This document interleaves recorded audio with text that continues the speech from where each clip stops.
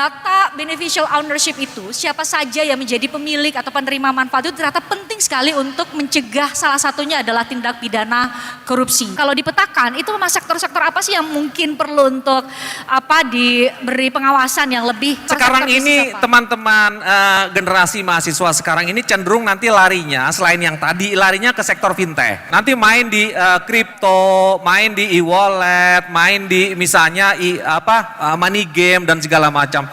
Itu banyak sekali agregator, itu banyak sekali ditekuni oleh teman-teman. Mengundang untuk naik ke atas panggung kepada yang terhormat yang kami hormati Kepala PPATK Bapak Ivan Yustiavandana dan juga Gubernur Maluku Utara Ibu Sherly Juanda.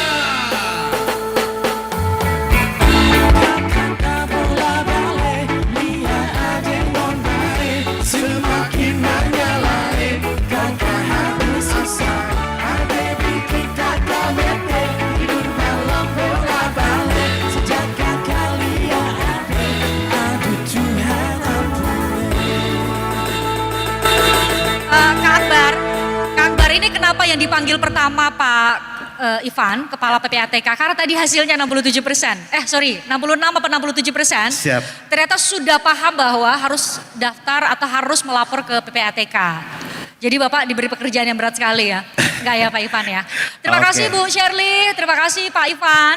Kita di sini untuk bicara mengenai beneficial ownership.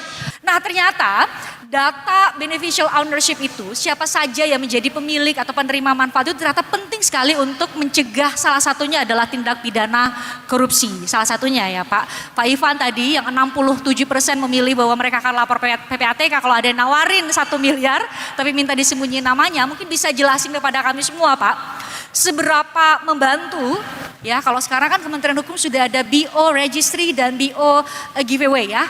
Jadi ada data yang terintegrasi termasuk di PPATK, KPK dan sejumlah lembaga lain yang membantu proses untuk tracing. Pak Ivan lah yang paling bisa cerita. Silakan Pak. Iya terima kasih Mbak. Bismillahirrahmanirrahim. Assalamualaikum warahmatullahi wabarakatuh. Buat teman-teman semua, Pak Menteri, Pak Rektor dan seluruh jajaran. Terima kasih banyak. Jadi kalau bicara beneficiary ownership dan beneficial ownership itu luar biasa penting ya. Jadi gini teman-teman, adik-adik semua. Tadi katanya PPATK itu konotasinya dengan TK ya. Kalau Fakultas Hukum ini taunya Pak Menteri, PPATK itu pejabat pembuat akte tanah. Tanahnya tanah kuburan. Itu PPAT. PPAT ya, ngetopnya kan gitu. Jadi benar sekali yang disampaikan oleh teman-teman tadi, pilihannya adalah lapor kepada PPATK. Kalaupun disembunyikan, PPATK bisa most likely akan tahu siapa beneficialnya dari skema transaksi tertentu. Nah seringkali dalam konteks pencucian uang, mereka yang memperoleh uang-uang ilegal itu disembunyikan dengan menggunakan entitas hukum yang dicoba dijauhkan dari dia sebagai penerimaan manfaat. Misalnya Pak? Misalnya dia mendirikan perusahaan, tapi dengan menggunakan nama-nama orang lain. Dia menyembunyikan harta kekayaan ilegalnya, tapi dengan menggunakan nama-nama yang di layering lah ya. Pakai anak perusahaan, pakai cicit perusahaan dan segala macam. Jadi itulah pentingnya untuk kita paham bahwa semakin mudah orang membuat entitas hukum atau kegiatan bisnis yang dia menggunakan identitas yang disembunyikan akan semakin merusak. Jadi itu akan menjadi semacam bensin atau media buat melakukan pencucian uang. Ketika pencucian uang dibiarkan, akan semakin banyak kehancuran yang akan ditimbulkan. Tidak hanya korupsi.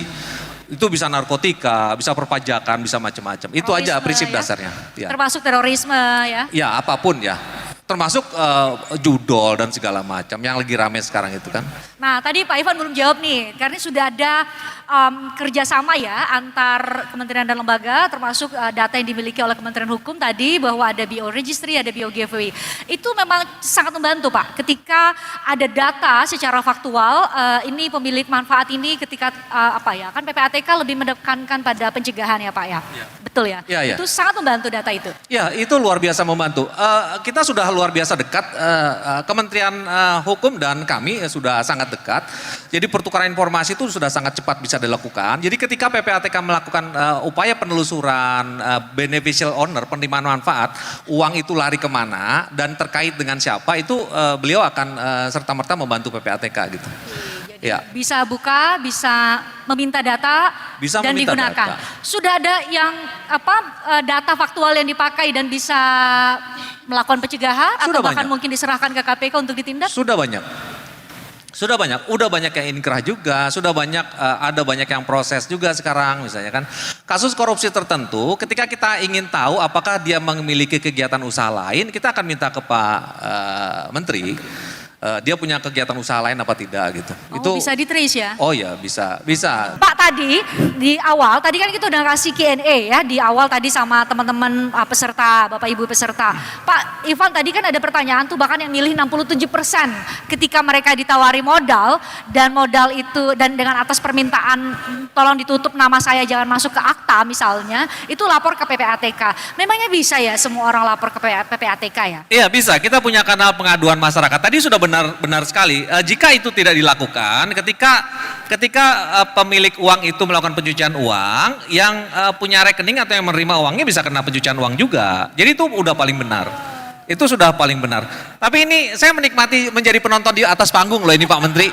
Iya. Serius, kalau Ibu yang mancing. jika teman-teman merasa bahwa Mbak Fris sama Mas Akbar ini adalah pengendali dari acara ini, teman-teman salah. Kenapa? Layar ini ada yang ngetik terus dari tadi kan. Panggil pembicara 2, panggil pembicara 3, digonta-ganti. Artinya beneficiary dari kegiatan ini adalah seseorang yang ada di belakang sana. Iya. Jadi mereka juga lagi dikendalikan sama. Jadi jika beneficiary orang ini tidak benar-benar diatur, akan memberikan peluang bagi siapapun juga untuk melakukan pencucian uang atau kemudian menikmati hasil pencucian uangnya. Teman-teman bisa dibayangkan, teman-teman ini kan calon Menteri Kumham 30-40 tahun Iya berikutnya dong. ya. Calon Kepala PPATK 30-40 tahun berikutnya. Ketika uang-uang haram itu tidak kita lakukan pidana dan segala macam, kita tidak kendalikan, sudah pasti teman-teman nanti ketika lulus dan ketika menjadi menteri, ketika menjadi kepala PPATK sudah pasti tidak tersisa apa-apa. Hutan sudah habis, sumber daya alam sudah habis, semua sudah habis, kehancuran yang akan teman-teman nikmati nanti di depan. Itulah makanya pentingnya yang namanya BO ini, beneficiary owner ini diatur. Dan benar tadi, kita sudah menjadi anggota Financial Action Task Force. Itu adalah himpunan negara-negara besar, 40, kita nomor 40 dan itu tutup di angka 40. Dan itu standarnya sangat tinggi, seperti yang Pak Menteri sampaikan. Jadi memang aturan mengenai beneficiary owner ini adalah sebuah kewajiban bagi setiap negara untuk memilikinya gitu ya. Oke. Mungkin itu yang paling Ya. penting dari kami. Sama satu lagi Pak Ivan, tadi ada beberapa sektor. Kalau tadi pas Prof masuk kan saya bilang mungkin gak ya itu bisnis skincare gitu ya, coffee shop ya, termasuk juga di dalamnya adalah apa Prof?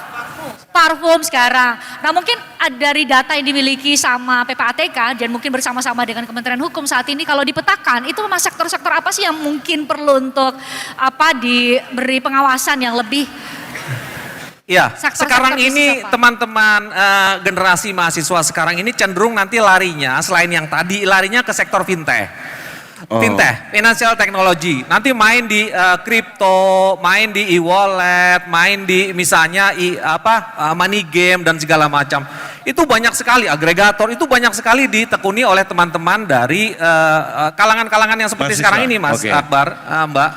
Jadi ke depan kegiatan usaha yang mendatangkan uang dan peluang yang luar biasa itu, tapi jangan bicara judi online ya. Judi online itu luar biasa menguntungkan.